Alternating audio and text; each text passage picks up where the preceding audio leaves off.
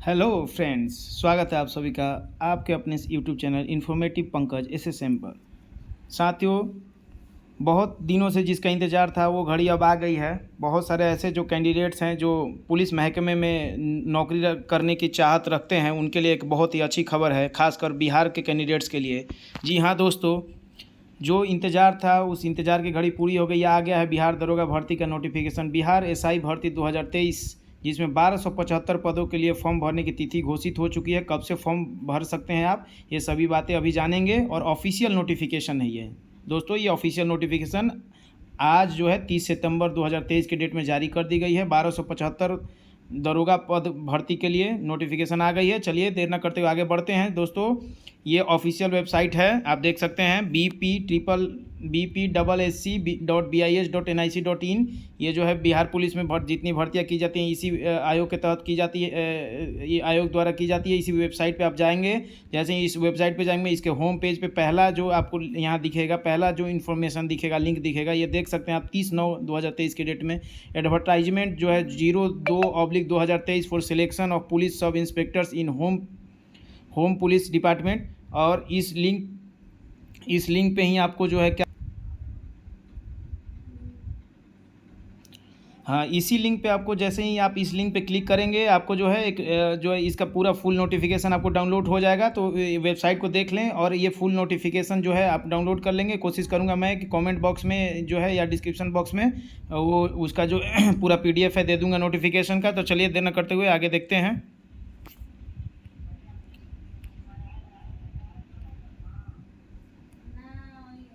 ये देख सकते हैं आप, यहाँ पर नोटिफिकेशन डाउनलोड हो चुका है। यहाँ पर बिहार पुलिस और सेवा आयोग 5 हार्डिंग रोड पटना। यहाँ देख सकते हैं बिहार सरकार गृह विभाग में आरक्षित शाखा में पुलिस अवर निरीक्षक रिक्त पदों पर प्रतियोगिता परीक्षा के आधार पर सीधी नियुक्ति हेतु विज्ञापन ऑनलाइन आवेदन प्राप्त करने की अंतिम तिथि 5 नवंबर 2023। 5 नवंबर 2023 जो है आपका अंतिम तिथि है फॉर्म भरने का। चलिए आगे बढ़ते हैं। विज्ञापन संख्या यहाँ देख सकते हैं आप 02/2023 बिहार सरकार गृह विभाग में यहाँ पे पुलिस सब इंस्पेक्टर का भर्ती है। जैसे पिछले वाले भर्ती में हम लोगों ने देखा था कि वहाँ पे बिहार एसआई और बिहार सार्जेंट के लिए भी था, लेकिन यहाँ पे सार्जेंट का पद नहीं है, सिर्फ और सिर्फ एसआई का पोस्ट है यहाँ पे, जो कि लेवल 6 4200 ग्रेड पे की पोस्ट आप सभी जानते हैं। रिक्तियों की कुल संख्या यहाँ पे दिया हुआ है 1275। और ऑनलाइन प्रक्रिया के माध्यम से ये जो है भरे जाने, और ऑनलाइन जो इसकी प्रक्रिया, आवेदन पत्र भरने की प्रक्रिया जो है 5 अक्टूबर 2023 से प्रारंभ हुई। जी, ये इंपॉर्टेंट तिथि है, 5 अक्टूबर 2023 से प्रारंभ होके आखिरी तिथि फॉर्म भरने की 5 जो है नवंबर 2023 होगी। 5 अक्टूबर 2023 से 5/10/2023 से प्रारंभ होके 5 नवंबर 2023 तक फॉर्म जो है भरा जाएगा। आगे देखेंगे, उक्त पद पर चयन के लिए बिहार पुलिस अवर सेवा द्वारा अभ्यर्थियों से ऑनलाइन आवेदन मांगा गया है। बिहार सरकार के गृह आरक्षी विभाग के ये जो है यहाँ पे जो भी ज्ञापांक या पत्रांक होता है, जिनके तहत जो है ये सभी भर्तियाँ की जानी है, उसका यहाँ पे डिटेल्स दिया हुआ है, आप सभी देख सकते हैं। ज़्यादा डिटेल्स में नहीं है, जो इंपॉर्टेंट बातें हैं मैं बात करता हूँ, और बाकी आप PDF खुद डाउनलोड करके या फिर डिस्क्रिप्शन बॉक्स में कोशिश करूँगा दे दूँगा, या कमेंट बॉक्स में, वहाँ से आप देख सकते हैं। आवेदन के लिए सब महत्वपूर्ण है कि कौन कौन से ऐसे कैंडिडेट्स जो हैं पात्र हैं आवेदन करने के लिए। तो भारत इंडियन नागरिक होना अनिवार्य है। पुरुष, महिला या थर्ड जेंडर आवेदन कर सकते हैं। जी हाँ, ये जो है इसमें। उसके बाद अभ्यर्थियों की शैक्षणिक योग्यता 1 अगस्त 2023 जो कट ऑफ डेट रखा गया है, शैक्षणिक एजुकेशनल क्वालिफिकेशन की जो कट ऑफ डेट है वो 1 अगस्त 2023, यानी कि जो भी क्वालिफिकेशन मांगा जाएगा 1 अगस्त 2023 से पहले आपको उस क्वालिफिकेशन को कंप्लीट कर चुके होंगे, तभी आप इस फॉर्म को अप्लाई कर सकते हैं। यहाँ देख सकते हैं, किसी मान्यता प्राप्त विश्वविद्यालय से स्नातक परीक्षा या राज्य सरकार द्वारा मान्यता प्राप्त उसके समकक्ष परीक्षा उत्तीर्ण होना चाहिए, यानी ग्रेजुएशन होना चाहिए, मिनिमम ग्रेजुएट होना चाहिए आपको 1 अगस्त 2023 से पहले।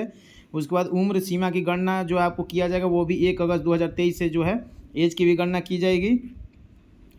अभ्यर्थियों की 1 अगस्त 2023 के हिसाब से मैट्रिक में जो प्रमाण पत्र मैट्रिक है उसके हिसाब से अभ्यर्थियों की जो उम्र सीमा है इस तरीके से कुछ रहेगी। जो ईवर कैटेगरी के हैं उनको कम से कम न्यूनतम जो है मिनिमम 20 वर्ष का होना चाहिए, और अधिकतम जो है 37 वर्ष। महिलाओं के लिए जो अनरिजर्व की महिलाएं हैं, अनारक्षित महिला, उनका 20 वर्ष, और अधिकतम उनको जो है 40 वर्ष तक 3 वर्ष का अधिकतम उम्र सीमा में छूट दी गई है। उसके बाद देख सकते हैं यहाँ पे पिछड़ा वर्ग के लिए और अत्यंत पिछड़ा वर्ग के पुरुष एवं महिला दोनों के लिए न्यूनतम 20 वर्ष और अधिकतम 40 वर्ष है। उसके बाद अनुसूचित जाति और अनुसूचित जनजाति के पुरुषों एवं महिलाओं तथा थर्ड जेंडर के अभ्यर्थियों के लिए मिनिमम 20 वर्ष और मैक्सिमम 42 वर्ष तक जो है के कैंडिडेट्स फॉर्म अप्लाई कर सकते हैं। यानी कि 1 अगस्त 2023 तक अगर आप 20 साल के हो चुके हैं तो आप फॉर्म भर सकते हैं, और मैक्सिमम आप अगर SC ST से बिलोंग करते हैं तो आप 42 साल के, अगर 42 साल, अधिकतम 42 साल के एज के हैं, उससे ज़्यादा के नहीं हैं, तो आप फॉर्म अप्लाई कर सकते हैं। इसमें जो कि आपको जो है एज रिलैक्सेशन मैक्सिमम एज में प्रोवाइड किया जाता है कम्युनिटी वाइज, जैसे देख सकते हैं OBC में 3 वर्ष का, और SC ST में जो है SC ST में 5 वर्ष का, और EWR के महिलाओं को भी 3 वर्ष का इसमें रिलैक्सेशन एज में दिया गया। बाकी सब यहाँ पे आप डिटेल में देख सकते हैं। बाकी यहाँ पे दिखा हुआ है सारा जो आपका शारीरिक मापदंड क्या रहेगा। तो ऊंचाई के लिए दिया हुआ है न्यूनतम जो है पुरुषों के लिए, सामान्य वर्ग के पुरुष और पिछड़ा वर्ग के पुरुष के लिए 165 सेंटीमीटर हाइट होनी चाहिए। अत्यंत पिछड़ो वर्ग के यानी कि EBC के जो कैंडिडेट्स हैं, EBC के लिए मिनिमम 160 सेंटीमीटर होना चाहिए। SC ST के पुरुषों के लिए 160 सेंटीमीटर होना चाहिए, और सभी वर्गों के महिलाओं के लिए, यानी चाहे EWR का हो, OBC हो, EWS SC ST हो, उसका 155 सेंटीमीटर हाइट होनी चाहिए। ठीक है, महिलाओं के लिए। उसके बाद यहाँ पे देख सकते हैं आपको चेस्ट का कितना है। तो चेस्ट का बिना फुलाए जो है 81 सेंटीमीटर होना चाहिए। किन के लिए? EWR और OBC के लिए, और EBC पुरुषों के लिए। ठीक है, और फुल 5 सेंटीमीटर का एक्सपेंशन मिनिमम होना चाहिए। फुलाने के बाद 5 सेंटीमीटर का अंतर होना चाहिए कम से कम। तो अगर आपका 81 सेंटीमीटर है तो 5 मैक्सिमम मतलब 86 सेंटीमीटर तक जो है कम से कम फुलाकर होना चाहिए। उसके बाद अनुसूचित जाति और अनुसूचित जाति जनजाति के पुरुषों के लिए जो है इसमें जो है थोड़ा सा छूट दिया गया है, यहाँ 2 सेंटीमीटर कम भी रहेगा तो चलेगा, यानी 79 तक, और फुलाने के बाद 84 तक। और बिना फुलाए और फुलाए वो दोनों में कम से कम 5 सेंटीमीटर का डिफरेंस होना ज़रूरी है। महिलाओं के लिए कोई सीना की मापी नहीं की जाएगी। महिलाओं को जो है चेस्ट मेजरमेंट से रिलैक्सेशन दिया गया है। वजन की बात करें तो सभी वर्ग का महिला उम्मीदवारों के लिए न्यूनतम वजन 48 किलोग्राम होना आवश्यक है महिलाओं के लिए। पुरुषों के लिए आप देख सकते हैं इस तरह का कोई जो है यहाँ पे कंडीशन नहीं है। थर्ड जेंडर जितने भी हैं, माने जो ट्रांसजेंडर हैं, उनके अभ्यर्थियों के लिए शारीरिक मापदंड तथा शारीरिक दक्षता परीक्षा का मापदंड पिछड़े वर्ग की महिला अभ्यर्थियों के समान ही किया जाएगा।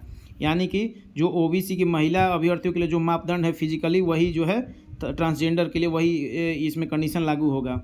उसके बाद आप देख सकते हैं जो आपका नियुक्ति की प्रक्रिया है उसमें लिखित परीक्षा किया जाएगा। आवेदन संग्रह के उपरांत आवेदन पत्रों की समीक्षा की जाएगी, और जिन अभ्यर्थियों का आवेदन पत्र सही पाया जाएगा उनके लिए लिखित परीक्षा का आयोजन किया जाएगा। लिखित परीक्षा 2 चरणों में, यानी कि प्रारंभिक में और मुख्य परीक्षा, यानी कि प्री और मेंस, PT और मेंस दोनों लिए जाएंगे। प्रथम चरण में जो आप देख सकते हैं कि प्रारंभिक परीक्षा 200 अंकों का एक पत्र होगा, जिसमें कि कुल प्रश्नों की संख्या 100 होगी, जैसे कि पूर्व से चलता रहे 2-3 भर्तियों से। उसी तरीके से 2 घंटे की ये परीक्षा होगी, और 2 घंटे में 100 सवाल पूछे जाएंगे। इसमें 30% से कम अंक प्राप्त करने वाला अभ्यर्थी मुख्य परीक्षा के लिए असफल घोषित कर जाए। यानी मिनिमम जो है 30% आपका क्वालिफाइंग मार्क्स है। इससे कम तो लाएँ तो आप तो मेंस में जा ही नहीं सकते हैं। ये मिनिमम कम से कम 30% अंक, यानी कि 60 नंबर आपको लाना आवश्यक है 200 में।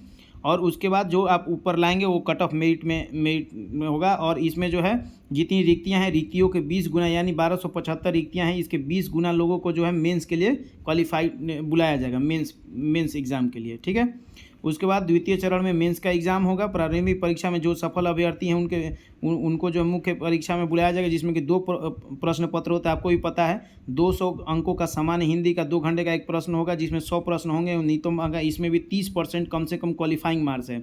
इसका मेरिट से कोई संबंध नहीं रहता है, लेकिन आपको इसमें पास होना आवश्यक है, यानी कि 60 नंबर हिंदी वाले पेपर में लाना जरूरी है। यहाँ पे वही चीज़ लिखा हुआ है। उसके बाद द्वितीय पत्र जो होगा वो उसमें सामान्य अध्ययन, ये सामान्य विज्ञान, नागरिक शास्त्र, भारतीय इतिहास, भारतीय भूगोल, गणित एवं मानसिक योग्यता, यानी कि रीजनिंग, मैथ, जो इकोनॉमिक्स, हिस्ट्री, साइंस और GS से पेपर होंगे, जिसमें कि 100 अंकों का 100 कुल प्रश्नों की संख्या होगी। 200 अंकों का पूरा पेपर होगा, 2 घंटे का होगा। दोनों चरणों की परीक्षा के लिए जो है प्रत्येक गलत उत्तर के लिए 0.2 अंक काटा जाएगा, यानी कि 2 नंबर का एक क्वेश्चन है और उसका 1/10 भाग जो है माइनस मार्किंग है, यानी 0.2 आपका हर एक प्रश्न में गलत उत्तर के लिए काटा जाएगा। मुख्य लिखित परीक्षा के आधार पर रिक्तियों के 6 गुना कैंडिडेट को जो है फिजिकल के लिए क्वालिफाई किया जाएगा, यानी कि 6 टाइम्स जो है कैंडिडेट को फिजिकल के लिए बुलाया जाएगा जो मेंस में पास करेंगे। उसके बाद जो है फिजिकल परीक्षा ली जाएगी, जिसमें कि दौड़ होगा पुरुषों के लिए, सभी कोटि के पुरुषों के लिए जो है 1600 मीटर, यानी कि 1.6 किलोमीटर, जिसको कि 1 मील बोलते हैं, उनको 6 मिनट 30 सेकंड में दौड़ना होगा। उसके बाद सभी कोटि के महिलाओं के लिए 1 किलोमीटर का दौड़ होगा, 6 मिनट में दौड़ना होगा। उसके बाद ऊंची कूद के लिए सभी कोटि के पुरुषों के लिए ऊंची कूद जो है न्यूनतम कम से कम 4 फीट ऊंचाई जो है आपको हाई जंप करना है। और उसके बाद जो है महिलाओं के लिए 3 फुट करना है। और लॉन्ग जंप में सभी कोटि के पुरुष के लिए मिनिमम जो है 12 फीट यानी 12 फीट का जंप करना है। और महिलाओं के लिए न्यूनतम कम से कम 9 फीट का जंप है, देख सकते हैं। उसके बाद गोला फेंकने वाली की बात है तो सभी कोटि के पुरुषों के लिए 16 पाउंड का गोला फेंकना है, मिनिमम 16 पाउंड का गोला और 16 फीट की दूरी तक फेंकना है, कम से कम 16 पाउंड का गोला रहेगा और 16 फीट की दूरी तक कम से कम फेंकना है। और महिलाओं के लिए 12 पाउंड का गोला रहेगा, 10 फीट कम से कम फेंकना रहेगा दूरी के लिए।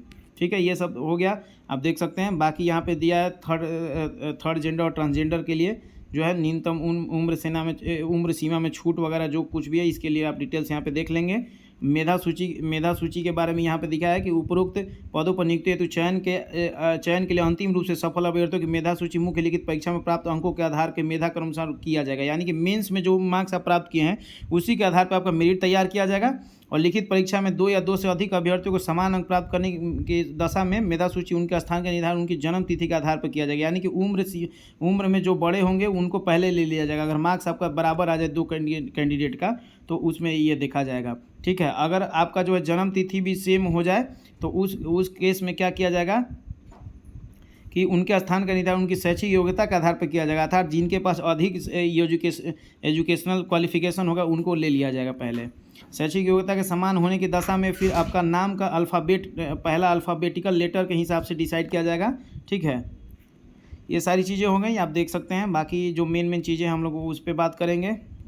यहाँ देख सकते हैं, यहाँ ये दिया हुआ है पूरा डिटेल्स आपका वैकेंसी किस प्रकार से, वो देख सकते हैं। यहाँ पे टोटल एससी अनुसूचित जाति के लिए शेड्यूल कास्ट के लिए 275 पद है टोटल, जिसमें से आपको भी पता है कि 35% जो पोस्ट है वो महिलाओं के लिए आरक्षित है, यानी 66 सीट जो महिलाओं के लिए आरक्षित है। और स्वतंत्रता सेनानी के पोता पोती नाती नतनी के लिए भी कुछ सीटें आरक्षित रहती हैं। तो महिलाओं के हिसाब से जो है महिलाओं के लिए 35% यानी कि 66 का, इसमें जो है कुछ परसेंट जो एक सीट महिला के लिए आरक्षित है स्वतंत्रता सेनानी के पोता पोती नाती नातिन के लिए, और 4 सीट जो है पुरुषों के लिए है। उसके बाद एसटी में 16 सीट है टोटल वैकेंसी। बाकी आप देख सकते हैं ईबीसी में जो है 238 सीट है। अत्यंत पिछड़ा वर्ग में मात्र 167 सीट है। कुल पद 107 है, जिसमें से 36 सीटें तो वो जो है महिलाओं के लिए आरक्षित है, यानी 36 जो है 107 में 36 जो है महिलाओं के लिए आरक्षित है। आपके पास पुरुषों के लिए सिर्फ और सिर्फ 71 सीटें ही बचेंगी ओबीसी के कैंडिडेट्स के लिए। यानी कि ओबीसी से ज़्यादा वैकेंसी ईबीसी में दी गई है। पता नहीं किस आधार पर ये वैकेंसी दी जा रही है। ईबीसी की वैकेंसी ज़्यादा है, ओबीसी का कम है। पिछड़े वर्ग महिलाओं के लिए यानी कि ओबीसी के जो महिलाएं हैं उनके लिए अलग से ये यहाँ देख सकते हैं। पिछड़े वर्ग की महिलाओं के लिए 82 सीटें कुल पदों जो है 82 हैं। उसके बाद अनारक्षित यूआर में 441 अनरिजर्व कैटेगरी में, जिसमें कि महिलाएं हैं 183।